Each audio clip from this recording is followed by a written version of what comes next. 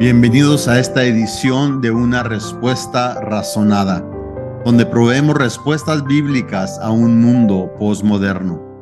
En ocasiones se me ha hecho la pregunta, ¿qué es un mundo posmoderno? Por lo menos hay tres marcadores.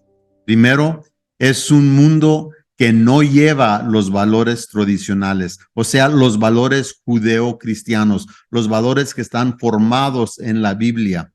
Por los últimos casi 2000 años, la mayoría del mundo en la cual nosotros conocemos, los valores que hemos llevado son valores basados en el Antiguo Testamento y el Nuevo Testamento. Un mundo postmoderno ha echado fuera ese tipo de sentir.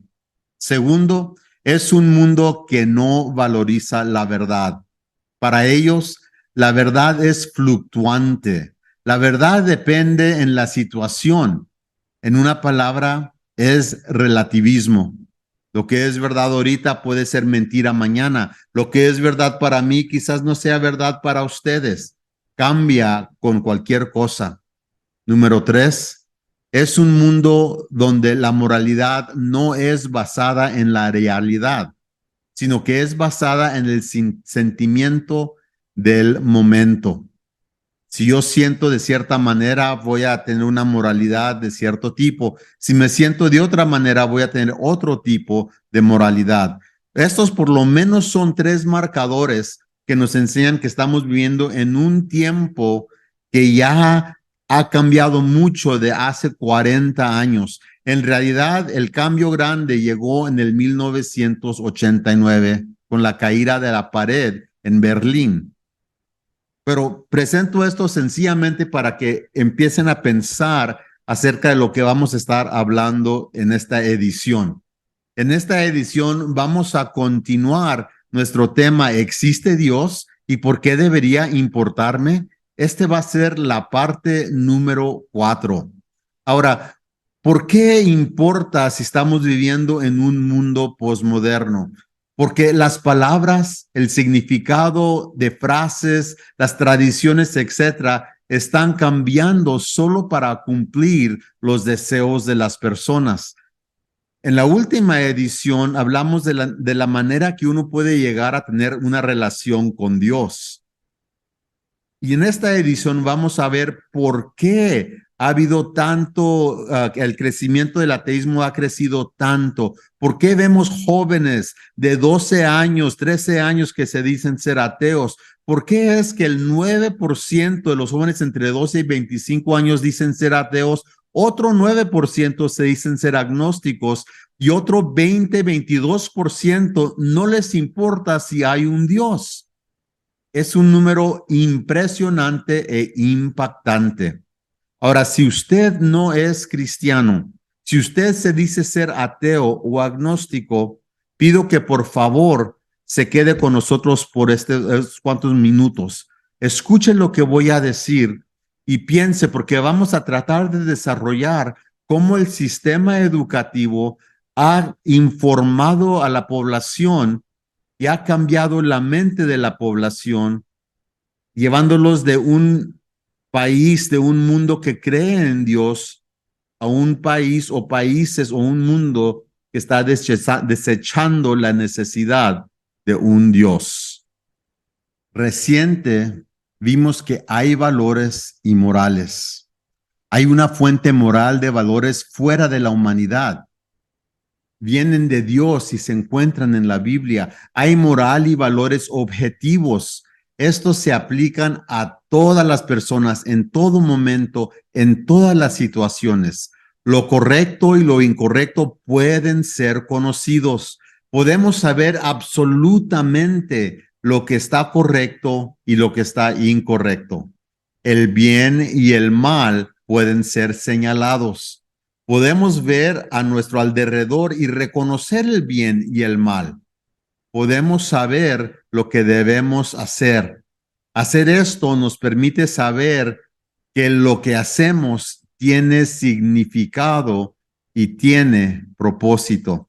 Ahora, la pregunta es, si esto es cierto, si esto es verdad, entonces, ¿por qué estamos ahora en ese mundo poscristiano? es que para muchas personas, y ya por casi 200 años, ha habido un grupo de personas que no les ha gustado esto. Y al hablar de esto necesitamos quizás hacernos la pregunta, ¿qué es lo que lleva a alguien a rechazar a Dios? En muchas ocasiones es porque no quieren tener que alguien les diga lo bueno o lo malo. Ellos quieren decidir por sí mismos. Ellos quieren poner para sí mismos las barreras de lo que es bueno y malo para que de esta manera ellos las asientan como les gusta. Y cuando la Biblia nos dice que algo es pecado, que algo es malo, ellos pueden quitar eso, hacerlo a un lado y continuar con lo que están haciendo. Y luego hay otro grupo, especialmente en los académicos, que ellos desean cambiar la mente de la gente porque es lo que ellos piensan que es lo mejor. Y ellos mismos han rechazado a Dios, han rechazado todo esto por razones personales y en muchas ocasiones es porque el estilo de vida de ellos no concorda con el estilo de vida que la Biblia nos pide. Ahora, si hay un Dios, entonces, ¿qué? Pues hemos visto que el ateísmo es inhabitable, no es una manera viable de vivir. Y el cristianismo desafía al ateísmo. Segundo, porque hay un Dios. Podemos tener una base sólida sobre la cual construir una vida. Podemos saber lo bueno, lo mejor, lo súper mejor y también lo malo y lo peor. Podemos vivirlo consistentemente porque tenemos una estructura objetiva. Lo que Dios ha dado es factible y es procesable, pero también es consistente y se relaciona con la vida real. Y estas son cosas que a ellos no les gustan porque van en contra de las teorías que ellos tienen. Ellos tienen sus teorías sobre la humanidad, sobre la política, sobre la educación, sobre la manera que la gente debe de ser. Ellos tienen su filosofía, su respuesta a la pregunta, ¿qué es la vida buena? Desafortunadamente, sus respuestas no concordan con la realidad y no concordan con lo que dice la Biblia. Y por lo tanto, rechazan todo eso y quieren ellos meter aquello que ellos piensan que es lo mejor. Ahora, ellos han tenido sus discípulos. Ellos no se han quedado sin personas que les ayude. Y esto empezó desde con Karl Marx y con su ideología de la opresión y el opresor, con su ideología que el opresor es aquel que está haciendo el mal y el oprimido debe de causar una revolución para deshacerse de aquella persona que le está oprimiendo. Y esta base no es una base sólida. Vez tras vez, gobierno tras gobierno que ha intentado implementar esto, se ha topado con la mentira que es el socialismo y el comunismo. Ahora no vamos a hablar ahorita de la política, pero el fundamento de lo que está aconteciendo ahorita en la educación tiene su fundamento en el marxismo. Hablemos ahorita de algunas de esas personas. Pudiésemos hacer la pregunta, ¿por qué este problema? ¿Por qué ahora? Pues hay fuentes por lo cual eso existe. Y el sistema educativo ha tenido mucho que ver con esto, porque ellos han tratado de romper barreras que se han puesto. Ahí es donde vemos la moralidad. Ahí es donde vemos lo que Dios ha dicho, lo que ha dicho la Biblia, la tradición en contra con lo que ellos piensan. Y como dije ahorita, esto empieza con Marx y Engels. Ellos intentaron de romper la tradición religiosa. Trataron de romper con la familia. Ellos trataron de romper con todo aquello que mantenía la sociedad como una. Y luego después de eso vino Antonio Gramsci. Antonio Gramsci era una de las personas que pensaron que el sistema educativo era la manera de alcanzar y cambiar a la gente. Antonio Gramsci por la mayoría de su tiempo que él vivió, estuvo en las cárceles porque él predicaba un socialismo y un comunismo. Y no marcaba eso bien con las entidades políticas. Y aún estando encarcelado, lo que Gramsci hizo, él escribió mucho pidiéndole a la gente que se metiera en el sistema de educación, que utilizaran el sistema educativo, empezando en las universidades hasta la educación para la gente común, como medios para cambiar la mente de la gente. Y también los medios de comunicación. Ahora, no eran los medios de comunicación igual como los de nosotros hoy en día. En el tiempo de Antonio Gramsci, allá por 1920, 30, 40, era por la literatura escrita, por los periódicos, y él constantemente estuvo escribiendo, mandando las ideas a la gente que lo escuchaba, diciéndoles que necesitábamos cambiar la mentalidad, dejar fuera las tradiciones que oprimían a la gente. Y luego llega Georg Lukács. Para él era todo de tener una perfección aquí en esta tierra, una perfección utópica, que todo aquí en el mundo iba a ser perfecto. Pero para llevar eso a cabo, para él, tenían que eliminar los valores tradicionales, porque los valores tradicionales era aquello que estaba causando el problema. Y no en los 70s, en los 60s y 70s, Herbert Marcuse. Y Herbert Marcuse escribió primeramente un libro llamado Eros y la civilización. Y más al rato voy a hablar de esto. Y luego hubo Paulo Freire de Brasil. Él escribió un libro muy impresionante, un libro muy impactante, y es La pedagógica del oprimido. Estudiantes para él se deben de convertir en agentes activos a través de la educación. Se trata más de praxis que de conocimiento. Entonces, para él era más importante que los alumnos estuvieran allá marchando y tratando de derribar los sistemas gubernamentales en lugar de aprendiendo. Los estudiantes desafían las estructuras de poder y los patrones de desigualdad para transformar las estructuras opresivas. Y esto todavía se ve en este día. Ahora, todos ellos intentaron de hacer esto para cambiar las tradiciones y derribar las barreras sexuales. Margaret Mead, durante los 60s, fue una de las que insistió en una revolución sexual, donde el sexo tendría que ser libre. Ahora, ¿por qué el sexo? ¿Por qué estaban ellos empujando tanto en el sexo? Porque el sexo es una de las fuerzas más poderosas que existe en las emociones del humano. Y luego continuó con Ricardo Delgado. Ricardo Delgado fue abogado, fue profesor y él enseñaba estudios jurídicos críticos.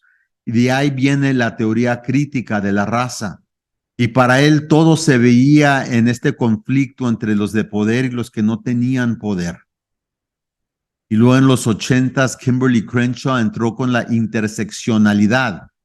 Ella más bien empezó tratando de traer libertad y la liberación femenina para la raza negra, pero ella empezó a incluir a LGBTQ y la vida homosexual común como parte de lo que ella estaba diciendo. Ella reconoció, si ella incluía este grupo, le iba a dar a ella más fuerza para que su ideología fuera esparcida, para poder derribar las barreras tradicionales. Despuésito del 88 y del 89, dos profesores de Harvard escribieron un libro, After the Ball, después del baile. Y este libro detalla un plan para hacer que el estilo de la vida homosexual sea común. Y en este libro contiene 3 maneras que ellos iban a implementar para cambiar la mente de la gente. Y empezaron con esto fuertemente en los 1990s. Y luego hoy en día en las escuelas, desde poquito antes de COVID hasta ahora, empezaron con lo que se llama el aprendizaje social y emocional. y ahora está el MTSS. Estos nuevos paños para la teoría crítica de la raza y la interseccionalidad ya están aquí en nuestra ciudad, en cualquier ciudad, aún en un pueblo pequeño como Canutillo.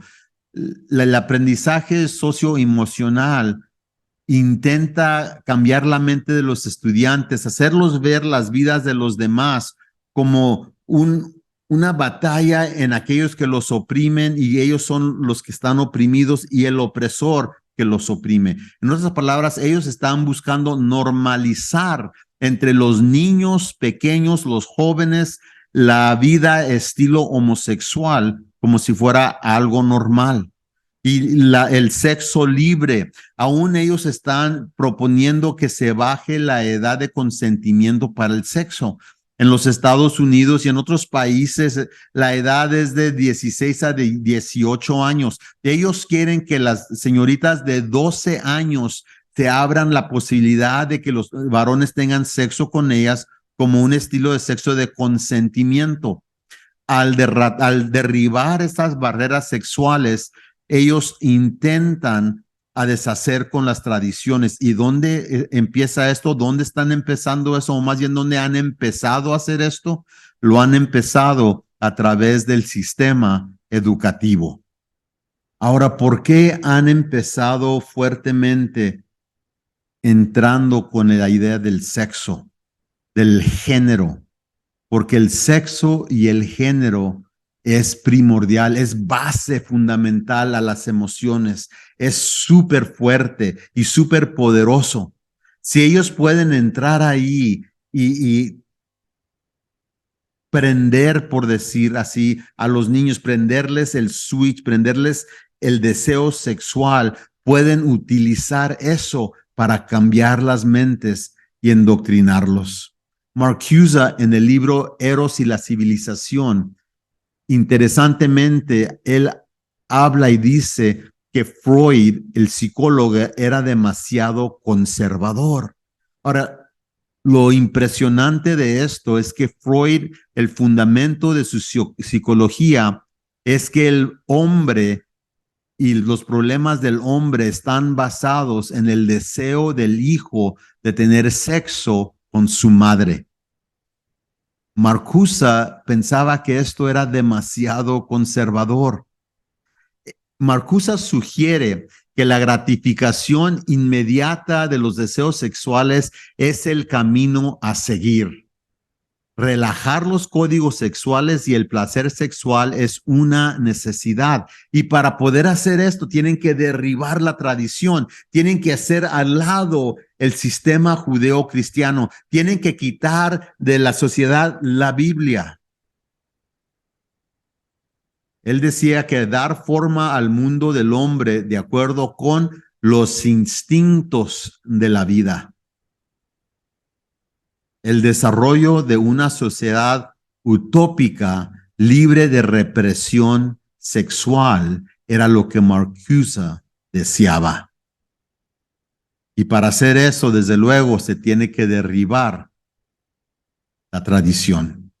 Y luego Margaret Mead, en el libro Sexo y Temperamento, en la estima de un erudito Klein, Margaret Mead había hecho más que nadie para subrayar la relatividad de los términos masculino y femenino, demostrando la gran maleabilidad de la naturaleza humana. Solo las convenciones culturales limitaban los horizontes de las mujeres y decretaban esto en el libro de Margaret Mead.